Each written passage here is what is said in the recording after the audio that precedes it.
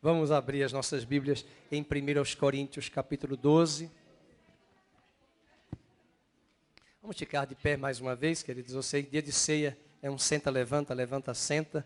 Mas todo mundo aqui está de tergal, tecido que não amassa. Então fica todo mundo... Oi? E não perde o vinco, né? Ela está dizendo, as costureiras entendem, né? Então fique tranquilo, ninguém aqui vai ficar preocupado em relação a isso. É até bom para viajar, quando você viaja de avião, é bom recomendar andar, né? E não ficar tão parado para não ter trombose. Então é bom que você abra as pernas e circula as pernas e agita as pernas e o sangue. Hoje de manhã nós estamos chegando aí ao final do capítulo 12, né, da carta aos Coríntios, segundo aos Coríntios.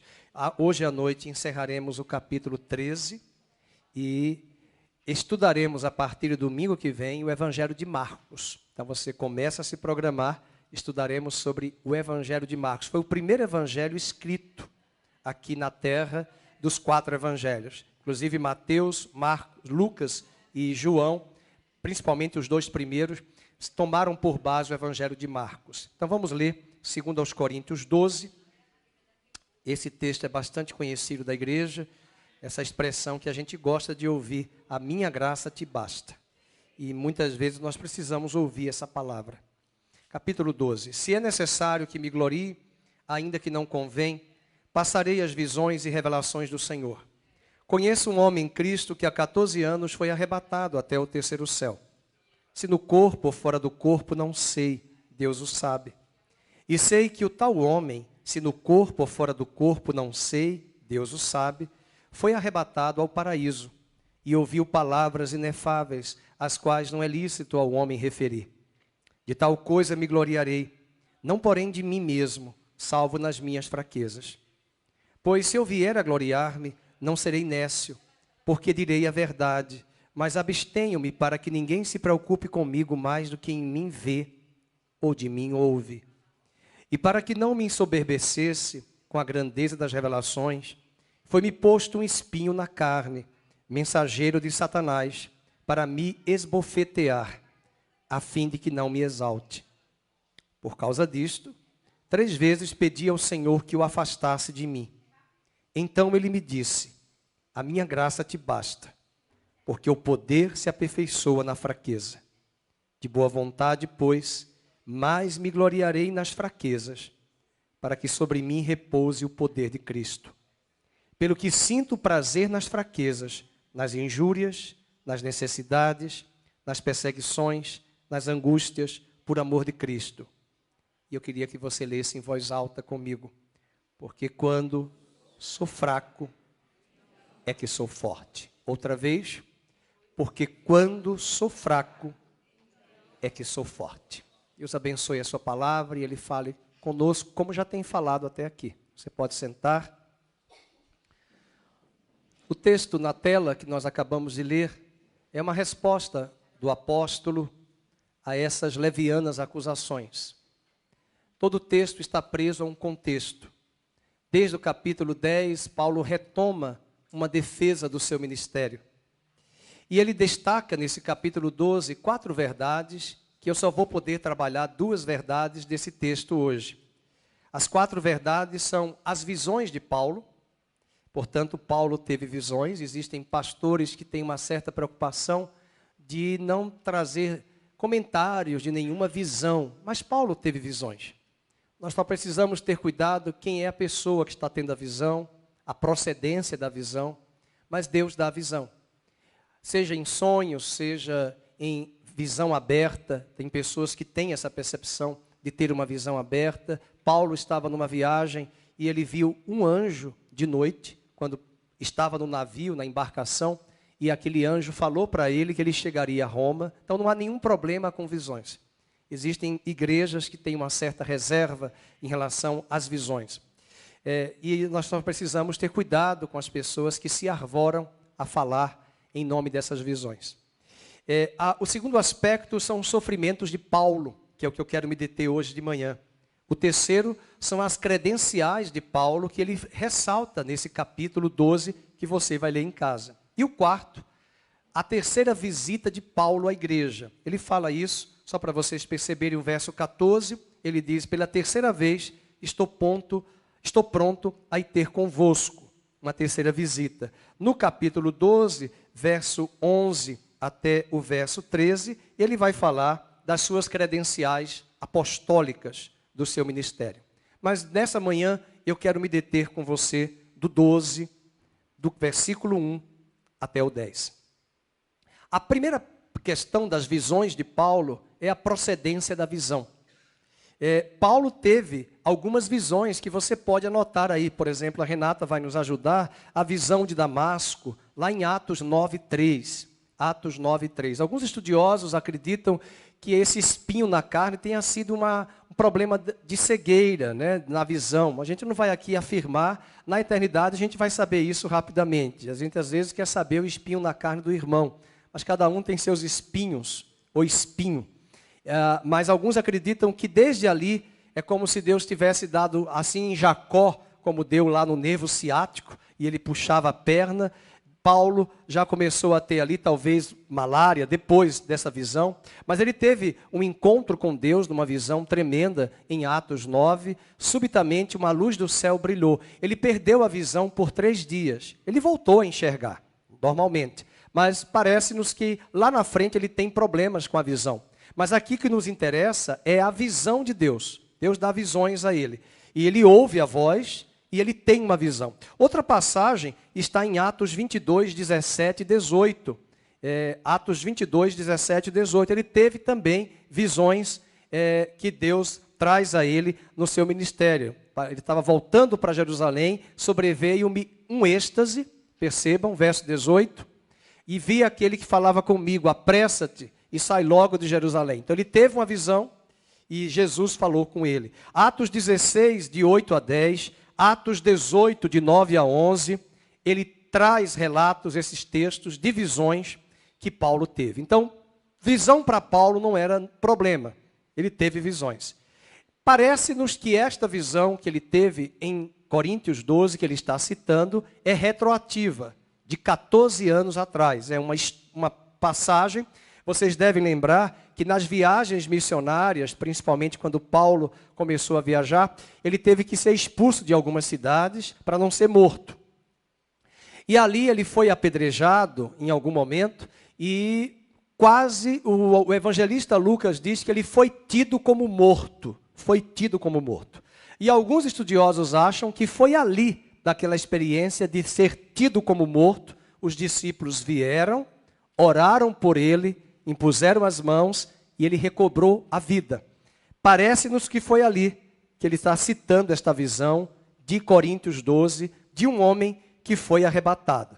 Ele coloca na terceira pessoa, essa pessoa que foi arrebatado, se fora do corpo, eu não sei. Ele diz no capítulo 12, verso 2, eu conheço um homem. Mas no verso 5, esse homem é ele mesmo. Veja o verso 5. De tal coisa me gloriarei, não porém de mim mesmo, salvo nas minhas fraquezas. Então ele começa a falar desse homem que foi arrebatado até o terceiro céu. Então ele está contando a visão, mas o homem é ele mesmo. E o relato da visão está no verso 2 ao 4. Veja o versículo de número 2, ele diz, foi há 14 anos, foi arrebatado até o terceiro céu. Essa é uma experiência que ele não consegue mensurar se foi no corpo ou fora do corpo. Eu costumo dizer que quando a pessoa tem a experiência sobrenatural com Deus, não adianta ficar especulando. E ele tem essa sensação, porque às vezes a gente não sabe se foi no corpo ou fora do corpo, ele mesmo não sabia. Então ele percebe que ele está vivendo uma experiência real com Deus, mas ele não sabe afirmar ali se foi no corpo, se fora do corpo, não sei, Deus o sabe. E o verso 3 diz, e sei que o tal homem, se no corpo ou fora do corpo, não sei, Deus o sabe, foi arrebatado ao paraíso. Interessante que essa palavra paraíso, ela aparece aqui e também em mais 2 passagens. É uma palavra que em grego, o original quer dizer jardim. Então lá em Lucas 24, quando Jesus disse ao ladrão, hoje mesmo estarás comigo no paraíso. E lá em Apocalipse 2:7, ele falou ao vencedor, eu darei de comer da árvore da vida que se encontra no jardim, no paraíso. Então a palavra paraíso aqui é a palavra jardim, no original grego, querendo mostrar aquele lugar onde Deus habita, aquele lugar de comunhão que Deus tem com os homens, muito antes da queda, quando Deus vinha visitar o homem todos os dias na viração do dia. Então essa é uma expressão que aparece 3 vezes aqui no Novo Testamento. Ele foi arrebatado ao paraíso e ouviu palavras inefáveis, as quais não é lícito ao homem referir.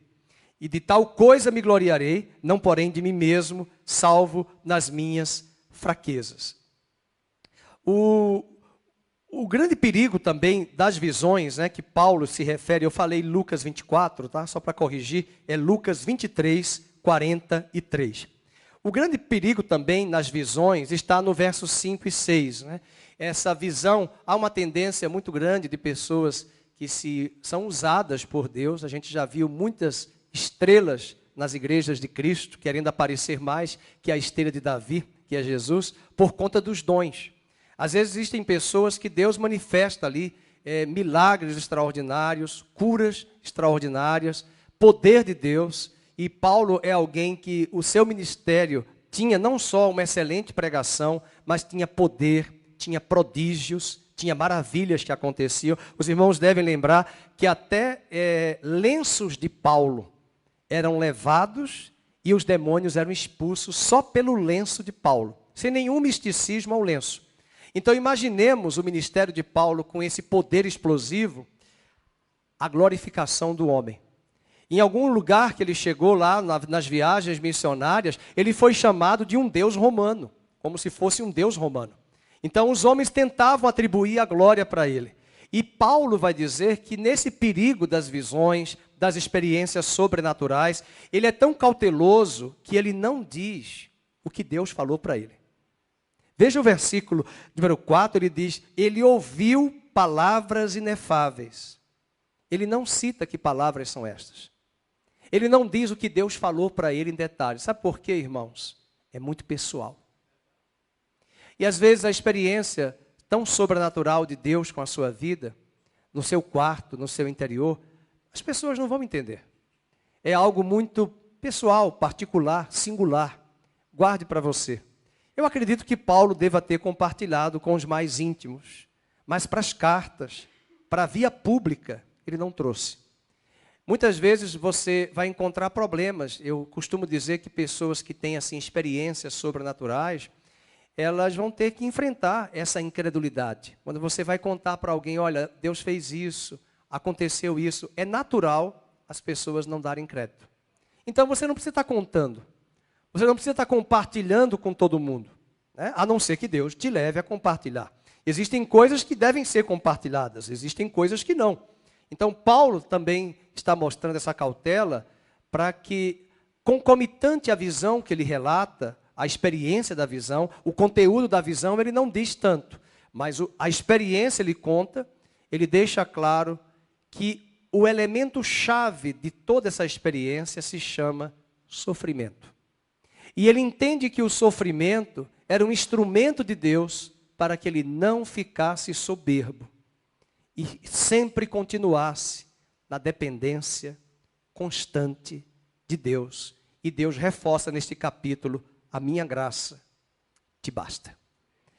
Esse é o grande problema da igreja contemporânea, das igrejas neopentecostais, que enfatizam demais o poder, o homem, a vaidade, o show, o espetáculo. E o sofrimento tem essa habilidade. É bom lembrar, quem nos assiste agora pela televisão e até os que estão aqui presencialmente, que sofrimento não purifica o planeta Terra. Se o sofrimento limpasse o planeta e expurgasse a nossa alma da maldade, esse planeta estava melhor do que água sanitária. Estava tudo limpinho. Estava melhor do que Vênus, né?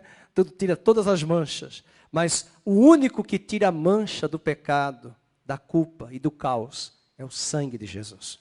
Sofrimento não purifica os nossos pecados, dos nossos pecados, mas o sofrimento nos amadurece. O sofrimento nos dá empatia com situações que hoje enfrentamos. E eu tenho certeza que Paulo não escreveu esse capítulo, essa carta, em capítulos. A gente sabe disso. Mas quando ele diz aqui que a minha graça te basta, para que eu não me ensoberbecesse, para que o sofrimento me ensinasse a depender de Deus. Eu estou fraco, mas quando eu estou fraco, eu descubro que eu sou forte, porque a graça dele vem sobre mim. Paulo deve ter feito um link com o que ele citou no capítulo 1. O que eu estou sofrendo hoje é para que amanhã eu possa consolar os que vão sofrer o mesmo sofrimento que eu estou sofrendo hoje. Então Paulo entendia que o sofrimento era um instrumento de Deus para nos dar também essa empatia. Eu gosto da palavra empatia, porque empatia quer dizer dentro da doença, empatos. Eu estou me identificando com a tua patologia. Existe uma cadeira na medicina, na odontologia, chamada patologia bucal, patologia médica, onde você vai estudar todos os patos, não com TO, mas com TH, todas as doenças, todas as mazelas. Então, quando você vive essa empatia, você pode dizer para a pessoa, o que você está vivendo, eu vivi. O que você está passando, eu já passei. E nós teremos mais compaixão. E é por essa compaixão que essa mobilidade do poder de Deus vai fluir na nossa vida. E a Bíblia diz que quando Jesus se movia em compaixão, as pessoas eram curadas e saradas. Então veja no capítulo 12, agora, no verso de número 7 a 10. E para que não me ensoberbecesse, falando da visão que ele teve, né, da glória que ele teve, com a grandeza das revelações, foi-me posto um espinho na carne. E essa palavra espinho na carne, em grego é a palavra skolops, que quer dizer qualquer objeto pontiagudo. Era uma palavra usada e ela só aparece aqui, em todo o Novo Testamento, ela só aparece aqui nesse texto. Era uma palavra usada para lembrar da estaca, da lasca de madeira ou uma ponta de anzol. E a pergunta é que nós queremos saber, qual era o espinho na carne que Deus teve, que Paulo teve? Que espinho é esse? Calvino dizia que esse espinho na carne eram perturbações espirituais. Ele acreditava que o espinho na carne de Paulo consistia nessas tentações que o afligiam. Já Martinho Lutero entendia que esse espinho na carne eram as perseguições e as oposições que ele sofria, principalmente das igrejas que ele tinha plantado, que era o caso de Corinto. Então ele entendia, Lutero, que eram as perseguições sofridas nas mãos dos judeus e até mesmo nas mãos dos gentios. Mas também há uma abordagem de que esse espinho na carne também tenha sido enfermidades físicas. Vamos abrir aí Gálatas 4, 15, 16. Gálatas 4, 15. Eu, por favor, não estou afirmando, eu não sei. E também não é essencial para nós sabermos. Às vezes tem pessoas que passam lutas e elas não querem dizer para nós o que elas estão passando. Então vamos orar por elas. Nem todo mundo quer se abrir, quer compartilhar. Mas é importante lembrar. Veja, no capítulo 4 de Gálatas, né, ele diz, que é feito, pois, da vossa exultação? Pois eu vos dou testemunho de que, se possível fora, vocês, da Galácia, teriam arrancado o quê? Os próprios olhos, para quê? Para mudar. Quer dizer, ele estava enfrentando, possivelmente, um problema de visão. Alguns acreditam que a malária veio e atingiu e ele estava limitado na sua visão, inclusive na escrita. Algumas cartas ele escreveu e outras cartas ele teve a oportunidade de pedir a alguém para escrever. Outras ele diz, não, eu de próprio punho escrevi. Então parece-nos também que um desses espinhos era essas doença nos olhos, né? Alguns acreditam malária. Outra passagem interessante, no livro de Gálatas, capítulo 6, verso 11. Gálatas 6, 11. Vamos ver. Vede com que letras grandes eu vos escrevi de meu próprio punho. Talvez ele está ali escrevendo de letras grandes, porque ele estava com dificuldade de enxergar. E não existia também os oftalmologistas, né, irmãos, os exames que hoje nós fazemos para avaliar aquelas letrinhas que ficam tão distantes de nós, ali presente, na hora do exame, para a gente enxergar. Outra passagem também, Atos 23, 5. Atos 23, 5. Nós vamos lembrar e ver esses possíveis espinhos. E aí respondeu Paulo, não sabia, irmãos, que ele é sumo sacerdote, porque está escrito, não falarás mal de uma autoridade do teu povo. Acho que eu citei a passagem errada, ela colocou certo, mas ok. Vamos ver Romanos 16, 22. Romanos 16, 22. Então estamos falando aí de possíveis situações de enfermidades, né? Veja que agora ele conta nesse capítulo de 16 de Romanos, que Tércio, que escreveu a carta aos Romanos, foi Paulo que ditou, parece, porque ele estava com dificuldade de escrever a carta. Okay? Então, quando ele escreve a carta, ele diz no finalzinho lá de Romanos, eu, Tércio, que escrevi esta epístola, vos saúdo no Senhor. Mas ele escreveu, ditada por Paulo. Então, parece-nos que ele está enfrentando ali um problema de visão forte, de problemas de enfermidades na área da visão. Um outro motivo que também esse espinho na carne que ele enfrenta, que é o que eu e você enfrentamos. Nós oramos às vezes por uma causa e não somos atendidos nesta causa. Vamos ler no capítulo de número 12, voltando para Coríntios, capítulo 12, ele orou por 3 vezes, né? E Deus falou para ele, a minha graça te basta. Versículo 8, por causa disto, 3 vezes pedi ao Senhor que o afastasse de mim. Então ele me disse, a minha graça te basta, porque o poder se aperfeiçoa na fraqueza. É bom lembrar que Jesus também orou 3 vezes. E como foi pregado na ceia, no jardim do Getsêmani, o Pai não respondeu para ele. O pedido foi, Pai, afasta de mim este cálice. Mas o Pai disse, não, você vai receber o cálice. É bom lembrar também que não foi só Jesus. Josué também reclamou com Deus, porque ele perdeu a cidade de Ai, na conquista, depois de Jericó. Para Josué, Deus deu a resposta. Deus deu a resposta. Ele perde a vitória, a batalha, mas ele recebeu a resposta que era por causa de pecado. Para Moisés também foi a mesma coisa. Deus falou para Moisés por que ele não entraria na terra prometida. Mas Deus não falou para Jó por que ele perdeu os filhos. Deus não falou para Jó por que ele perdeu todos os seus bens. E quando olhamos para esses relatos, é possível lembrar, até para você que está ouvindo a palavra e nos assistindo em casa, que nós não temos as respostas prontas. Não espere respostas prontas, motivos pelos quais Deus venha dizer para você, porque de fato você está passando por esse vale e por esse sofrimento. O que eu quero trabalhar agora é mostrar, depois das visões, algo sobre o sofrimento, para aprendermos nessa manhã. Primeiro, o sofrimento, ele é indispensável.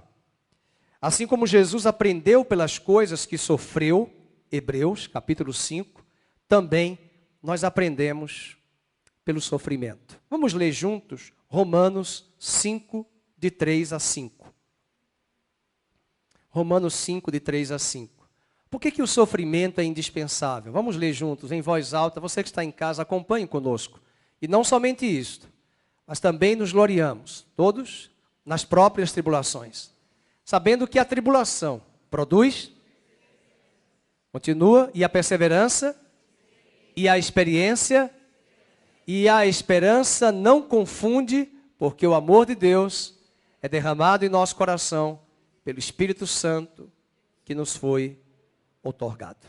Então, Paulo está dizendo nessa carta que o sofrimento, as tribulações que nós enfrentamos, elas produzem em nós perseverança e esperança.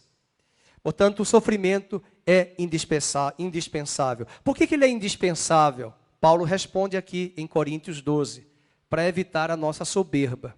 Volta para o verso 7 do mesmo capítulo 12, e para que não me ensoberbecesse. Isso mostra que o espinho, ele quebra a nossa altivez. O espinho nos põe no nosso devido lugar. Ele quebra a nossa altivez e esvazia toda a nossa pretensão de glória pessoal. E é o próprio Deus que nos matricula na escola do sofrimento. É o próprio Deus. Não é o homem que vai levar você a sofrer. É Deus que nos conduz a esse batismo. O propósito de Deus, meus queridos, não é a nossa destruição, mas é a nossa qualificação para o desempenho do ministério. Além disso, o sofrimento é indispensável para gerar dependência constante de Deus. Veja o verso 8. Dependência constante. Qual foi a frase de Deus? Verso 9. Então ele me disse, a minha graça te basta.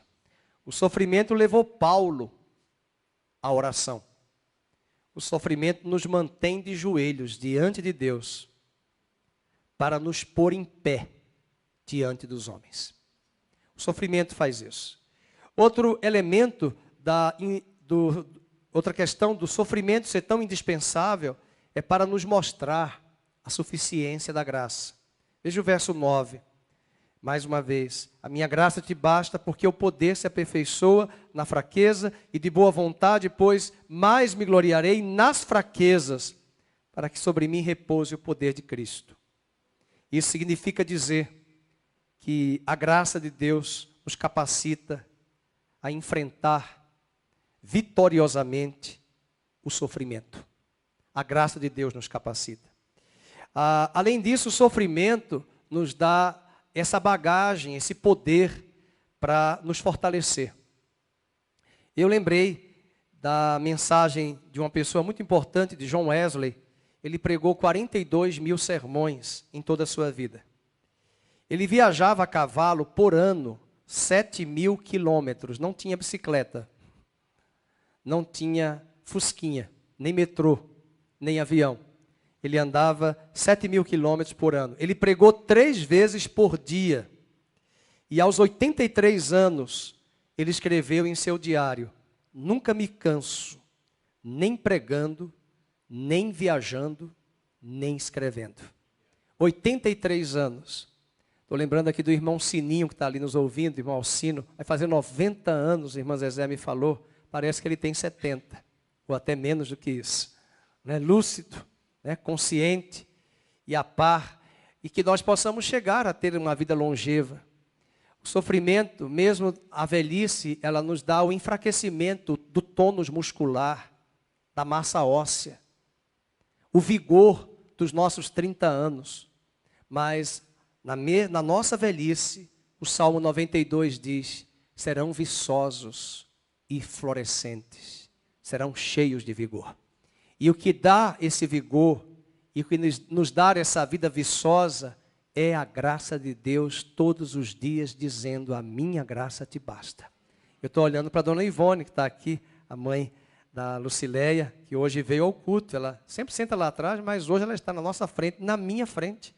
Né? Está aqui, veio assistir ao culto.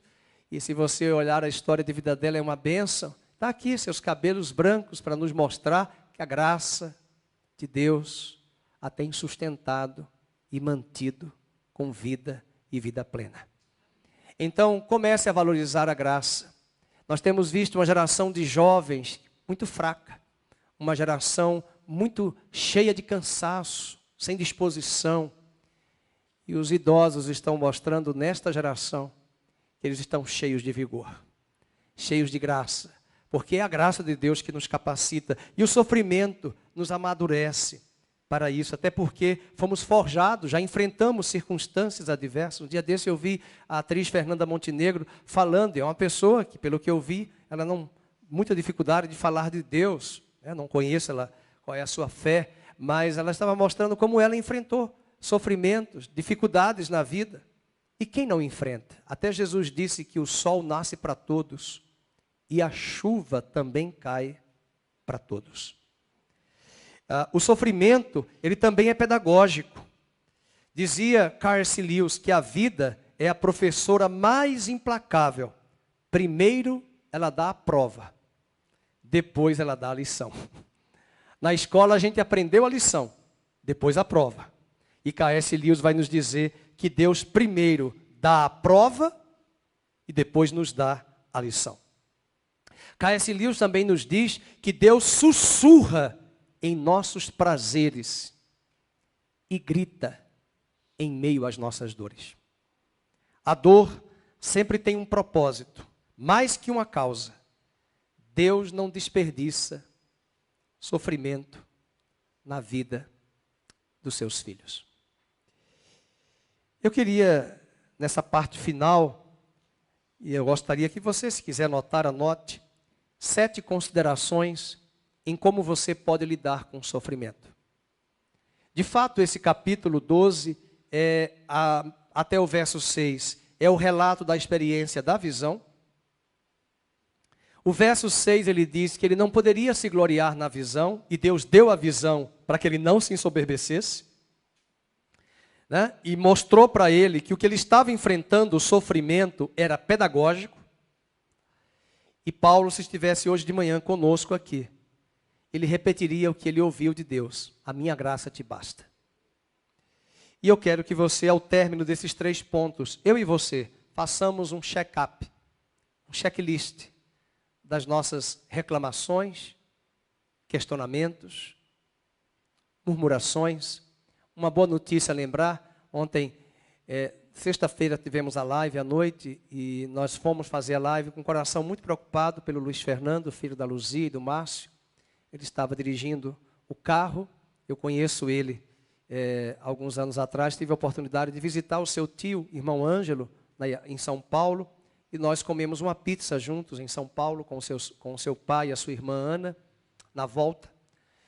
E eu pude ver ali, olhar para ele e ver o coração dele, né? Um jovem que conheceu a Deus na sua juventude, na sua adolescência. E quando a irmã Luzia me compartilhou por telefone, ele estava dirigindo, no semáforo parou e ele parou, e o semáforo abriu e o carro não foi. E a pessoa que estava atrás ficou muito preocupada, foi olhar, saiu, e ele tinha tido uma crise de isquemia cerebral, e de imediatamente chamaram os bombeiros. Ele foi levado para o hospital Galileu, onde ele mora, ali perto em Valinhos. E no hospital os médicos disseram que ele estava, além de estar com Covid, ele estava com sinais de faringite e amidalite, na verdade, e os médicos disseram que o caso era um tumor que estava no lóbulo frontal, aqui no cérebro, de aproximadamente 4,5 centímetros. E a família ficou angustiada e abatida. Eu tomei a notícia, confesso que fiquei com o coração muito angustiado, mas na sexta-feira, na live, nós fizemos uma oração intercessória 2 vezes por eles. Depois eles entraram e nós assistimos. Ele estava no quarto, na UTI, e nós oramos, não sei quem lembra, nós oramos assim: Senhor, que amanhã já tenhamos excelentes notícias e que a cada dia ele vá melhorando de glória em glória, de força em força, de fé em fé. E ontem a irmã Luzia me ligou dizendo: pastor, ele já saiu do hospital, já está em casa, o médico pediu para ele ser monitorado 24 horas, mas ele está bem. Entretanto, ele vai melhorar do quadro da Covid para depois se submeter à cirurgia, e nós vamos orar para que a cirurgia seja eficaz e que ele seja guardado e que este sofrimento que ele está enfrentando seja para a glória de Deus. O que eu faço agora, disse Jesus, só entenderás depois. Nós muitas vezes não entendemos os sofrimentos que nós enfrentamos, não temos a resposta, e por favor, não se arvore como os amigos de Jó, a falar coisas que você e eu não sabemos para as pessoas. Deixe que Deus conduza a nossa vida. E que essas histórias que nós acabamos de ouvir sejam histórias que gerem em nós também quebrantamento, humildade, porque nós precisamos aprender, irmãos, com o sofrimento dos outros, com o sofrimento dos nossos irmãos. Essa empatia, essa compaixão, fruto dessa empatia, é algo que Deus quer colocar na nossa vida, para nós orarmos, não apenas por nós mesmos, mas pelos nossos irmãos.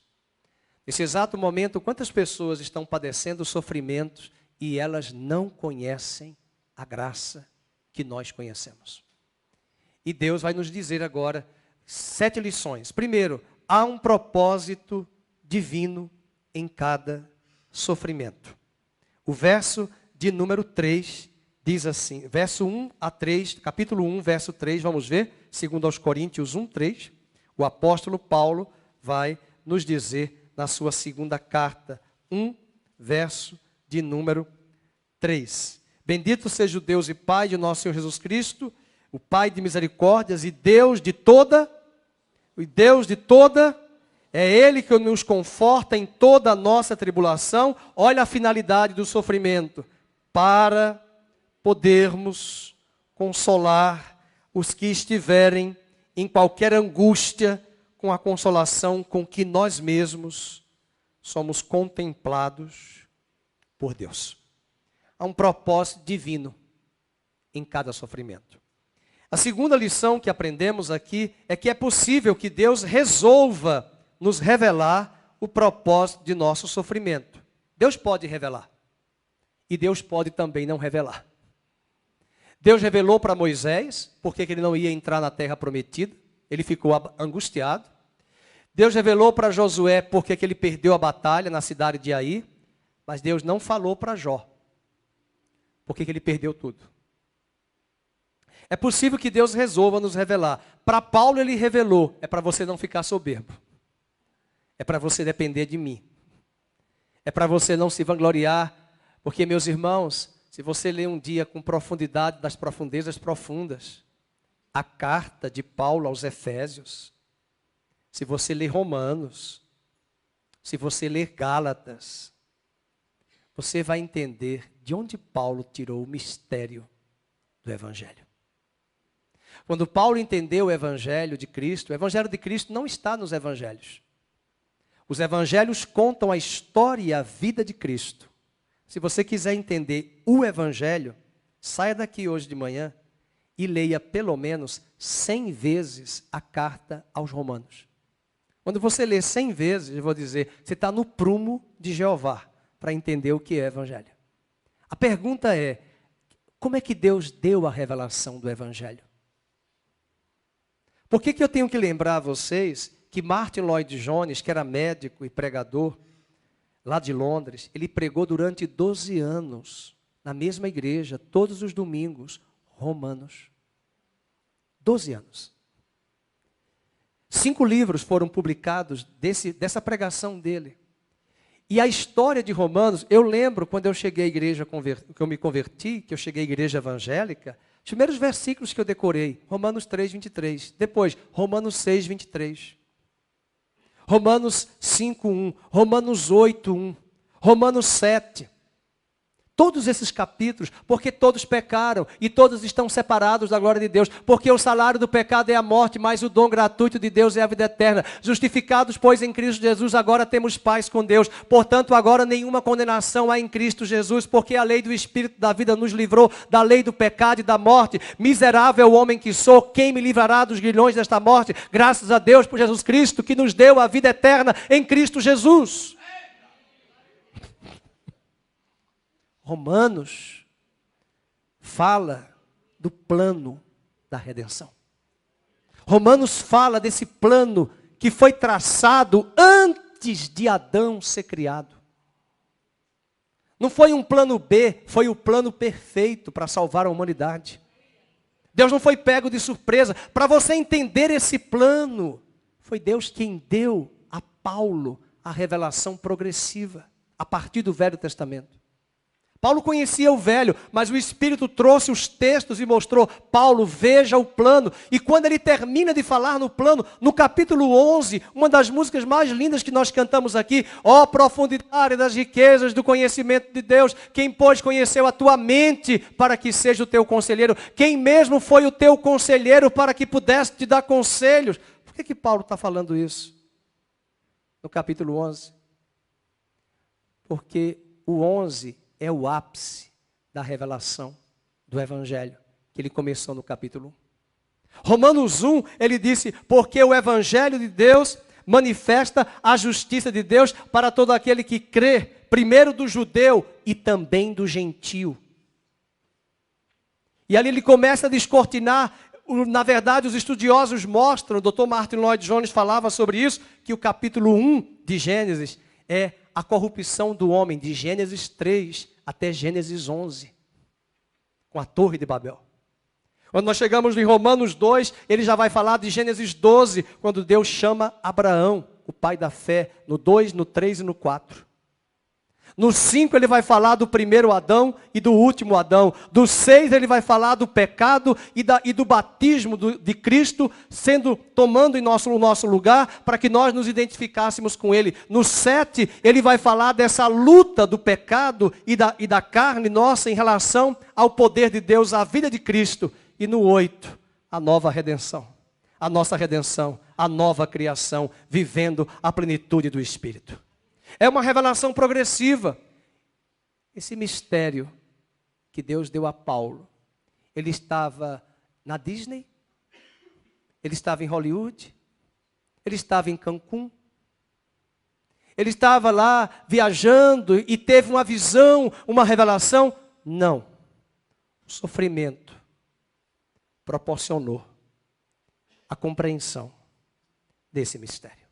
Eu tenho quase todos os livros do Watchman Nee na minha prateleira, na minha estante. Vocês devem lembrar que o Watchman Nee pregou na China comunista, de Mao Tse-tung, e ficou 40 anos na prisão e escreveu os melhores livros. O Apocalipse, que é o fechamento do ápice do Velho e do Novo Testamento, foi escrito por João, que foi para a ilha de Patmos, em meio ao sofrimento. Sofrimento não purifica pecados. Sofrimento pode nos dar essa empatia com o plano de Deus e compreender mistérios. Quantas vezes é quando nós adoecemos e ficamos mais de cama ou parados, que temos a oportunidade de ler aquele livro, aquela passagem da Bíblia, e as letras pularem para os nossos olhos. É nessas horas que aprendemos o quanto aquela tribulação contribuiu para conhecermos mais de Cristo e do seu plano. Finalizo os 7 pontos. O terceiro, Deus nunca nos repreende se perguntarmos por quê ou se pedirmos que Ele remova o sofrimento. Deus nunca nos repreende se perguntarmos por quê ou se pedirmos que Ele remova o sofrimento. Não tenha vergonha. Mas também não fique a vida toda perguntando por quê, por quê, por quê. Já perguntou, caminhe. Já perguntou demais. Às vezes a gente quer mandar o irmão, não pergunte a Deus. Não, mas deixa perguntar. Moisés perguntou, por que eu não vou entrar na terra prometida? Ele falou, porque você feriu a rocha pela segunda vez. Por que Deus deixou Josué fazer um jejum? Talvez ele estava com uma barriguinha. Vai fazer jejum, melhor. Mas depois que ele terminou o jejum, aí Deus disse, por que você fez? Por que você está de jejum? Em oração? Era o final da tarde. Era o final da tarde. Não foi Deus que pediu o jejum, foi Josué que foi. E ele disse, Senhor, o teu nome vai ficar sujo no Serasa. Porque o Senhor disse que a gente ia invadir Jericó, invadir Ai, ganhar a terra prometida, mas nós perdemos. Ele disse, olha, Josué, baixa a crista, porque há pecado em Israel. Há pecado em Israel. Então, ele dá o motivo, mas ele não deu motivo para Jó. Mas você pode perguntar. 4ª lição, o sofrimento pode ser um dom de Deus. Eu acho interessante o que Jacó vai dizer acerca de José, quando ele soube de José. Gênesis 42, 36. Nós estamos estudando José na escola bíblica. Coloque aí na tela, Gênesis 42, 36, rapidamente. Então lhes disse Jacó, seu pai, tende-me privado de filhos. José já não existe. Olha o sofrimento de Jacó. Simeão não está aqui. E ides levar a Benjamim, todas estas coisas me sobrevêm. Jacó está reclamando com Deus. Ele já perdeu José, ele não sabia que José estava vivo. Pode deixar na tela. Ele já tinham levado o outro filho, não existe. Simeão já não está aqui. E ainda vocês querem levar Benjamim, o filho da minha mão direita? E ele está se queixando. Portanto, o sofrimento pode ser um dom de Deus, porque Jacó não sabia que eram também um mover de Deus para preparar os seus filhos durante um período em que o Egito guardaria mantimentos e eles buscariam ajuda com José no Egito para trazer alimentos para eles no futuro, nos próximos anos. Ninguém conhece os mistérios de Deus. A quinta lição que aprendemos é que Satanás pode ser o agente do sofrimento. As bofetadas de Satanás, elas não anulam os propósitos de Deus, mas contribuem para eles. Veja o capítulo 12, verso de número 7, ele diz que aquele espinho na carne foi um mensageiro de Satanás, leiam, para me esbofetear. Então, Satanás pode ser o agente de sofrimento, mas, por favor, não fique preso a Satanás. Lembre-se que as suas bofetadas podem contribuir para o propósito de Deus. Eu tenho uma frase minha que eu construí a partir de um estudo de Jó, dizendo que a matéria-prima que o diabo usa para destruir, Deus manufatura a matéria-prima e usa a mesma matéria manufaturada para ser tapete da Latam para você passar de cabeça erguida.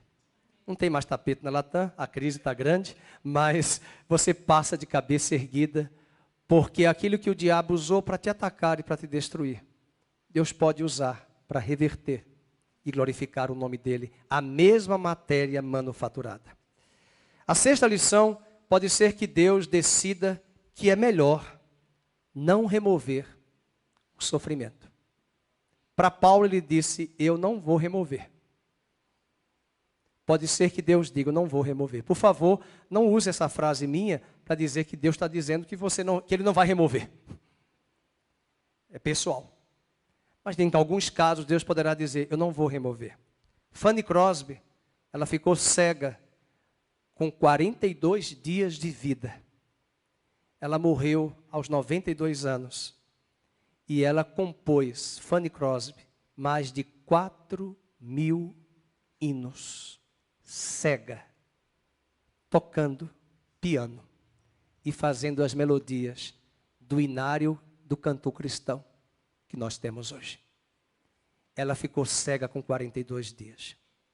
Deus manteve ela cega para mostrar que ela enxergou mais a luz do mundo do que tanta gente que enxerga bem até com dois olhos e mais o óculos e não consegue enxergar a Cristo. E o sofrimento para Fanny Crosby foi marcado por esta cegueira. E o que é graça? A graça é a provisão de Deus para cada uma de nossas necessidades. E para Fanny Crosby, Deus veio a suprir todos os dias da sua vida. E ela mesmo cega compôs hinos tocando no seu piano. Essas melodias que hoje nós cantamos aqui na abertura do culto. E por fim, a última lição é que a nossa alegria não se baseia na natureza da nossa circunstância.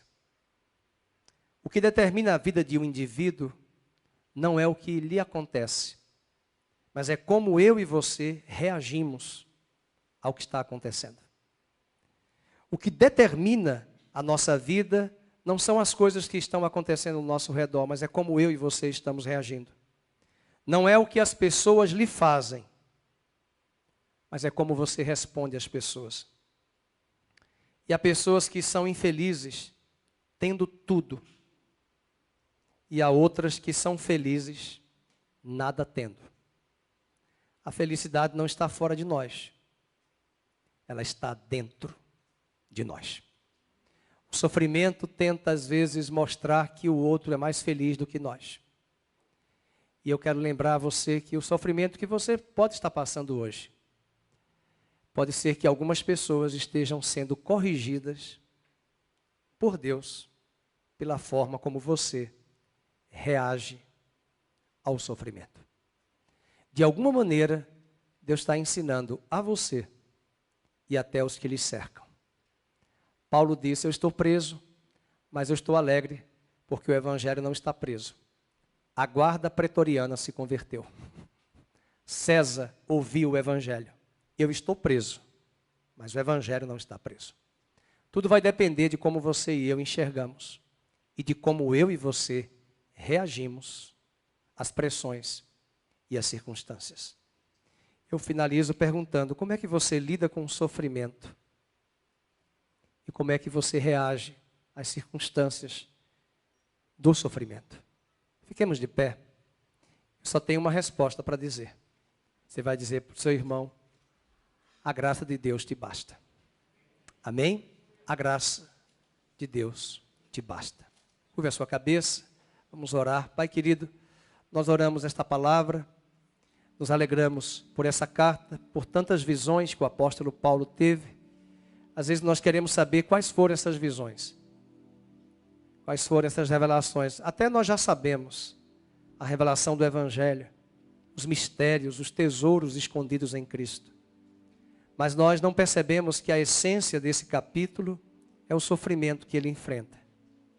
E nós entregamos diante de Ti esta palavra, esse texto, entregamos a vida dos nossos irmãos que estão padecendo e sofrendo. Em especial, quero orar hoje pelo Adriano e pela Eliana, que por esses dias, seu filhinho Davi, o primogênito, nascerá e virá a esta terra para ser uma bênção, para ser um instrumento de Deus na vida de todos aqueles que o cercarem.